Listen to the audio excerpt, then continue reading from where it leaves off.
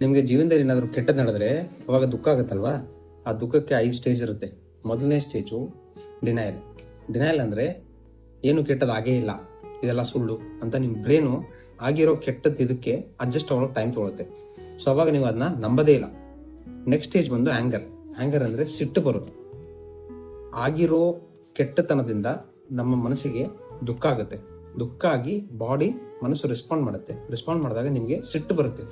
ಯಾರ ಮೇಲೆ ಸಿಟ್ಟು ಬರುತ್ತೆ? ನಿಮ್ಮ ಹತ್ತಿರದವರು, ನಿಮ್ಮ ರಿಲೇಷನ್ಸು, ಮತ್ತು ಈ ಕೆಟ್ಟದಾಗೋ ಕಾರಣಕ್ಕೆ ಯಾರು ಕಾರಣೀಭೂತ ಇರ್ತಾರೆ ಅವ್ರ ಮೇಲೆ ಸಿಟ್ಟು ಬರುತ್ತೆ. ನೆಕ್ಸ್ಟ್ ಬಂದು ಬಾರ್ಗೇನಿಂಗ್. ಬಾರ್ಗೇನಿಂಗ್ ಅಂದರೆ ನೀವು ಅದ್ರ ಬಗ್ಗೆ ಯೋಚನೆ ಮಾಡೋಕ್ಕೆ ಸ್ಟಾರ್ಟ್ ಮಾಡ್ತೀರಾ.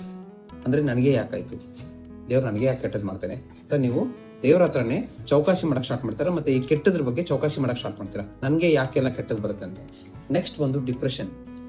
ಇವಾಗ ನಿಮ್ಮ ಮನಸ್ಸು ಈ ಕೆಟ್ಟದಾಗಿರೋ ಪರಿಸ್ಥಿತಿ ಇಲ್ಲ ನಿಮ್ಮ ಜೊತೆಗೆ ಏನು ಕೆಟ್ಟದಾಗಿರುತ್ತಲ್ವಾ ಅದ್ರ ಬಗ್ಗೆ ಅರ್ಥಕೊಂಡ್ಬಿಡುತ್ತೆ. ಮತ್ತೆ ಆ ಕೆಟ್ಟದಾಗಿರೋ ಪರಿಸ್ಥಿತಿ ಇಲ್ಲ ಕೆಟ್ಟದೇನೋ ಆಗಿರುತ್ತಲ್ವ ನಿಮಗೆ, ಅದರಿಂದ ನಿಮ್ಮ ಮನಸ್ಸಿನ ಮೇಲೆ ಒತ್ತಡ ಬೀಳುತ್ತೆ. ಒತ್ತಡ ಬಿದ್ದು ನಿಮ್ಮ ಮನಸ್ಸು ಕುಗ್ಗಿ ಹೋಗುತ್ತೆ.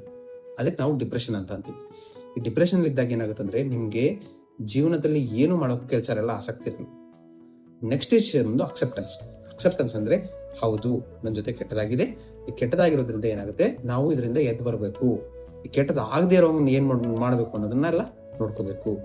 ಈ 5 ಸ್ಟೇಜ್ಗಳು ಏನು ಮಾಡ್ತವೆ ಅಂದರೆ ನಿಮ್ಮ ದುಃಖನ ಎಷ್ಟು ದಿವಸ ಇರುತ್ತೆ ಅನ್ನೋದನ್ನ ಡಿಸೈಡ್ ಮಾಡುತ್ತೆ.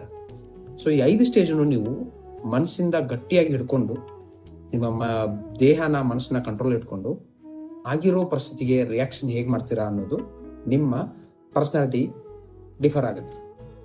ಸೊ ಯಾವಾಗಲೂ ಗಟ್ಟಿ ಪರ್ಸನಾಲಿಟಿ ಹೊಂದಬೇಕಂದ್ರೆ ಈ 5 ಸ್ಟೇಜಸ್ ಆಫ್ ಗ್ರೀಫ್ ಇರುತ್ತಲ್ವ ಇದನ್ನ ನೀವು ತಡ್ಕೊಂಡು ಇದನ್ನ ಹೊರಗಡೆ ಗೊತ್ತಾಗದಿರೋಂಗೆ ಮನಸ್ಸಲ್ಲೇ ಇದನ್ನೆಲ್ಲ ಕಂಟ್ರೋಲ್ ಮಾಡಿಕೊಂಡು ಅದರಿಂದ ಹೊರಗಡೆ ಬರಬೇಕು. ದುಃಖ ಅನ್ನೋದು ಸರ್ವೇ ಸಾಮಾನ್ಯ, ಬಟ್ ಆ ದುಃಖನ ಹೆಂಗೆ ನಾವು ತಡ್ಕೋತೀವಿ, ಹೇಗೆ ನಾವು ಅನುಭವಿಸ್ತೀವಿ, ಹೇಗೆ ಅದನ್ನು ಫೇಸ್ ಮಾಡ್ತೀವಿ ಅನ್ನೋದು ತುಂಬ ಇಂಪಾರ್ಟೆಂಟ್. ಈ ರೀತಿ ಕಂಟೆಂಟ್ಗಾಗಿ ನನ್ನ ಪೇಜ್ ಫಾಲೋ ಮಾಡಿ. ಧನ್ಯವಾದ.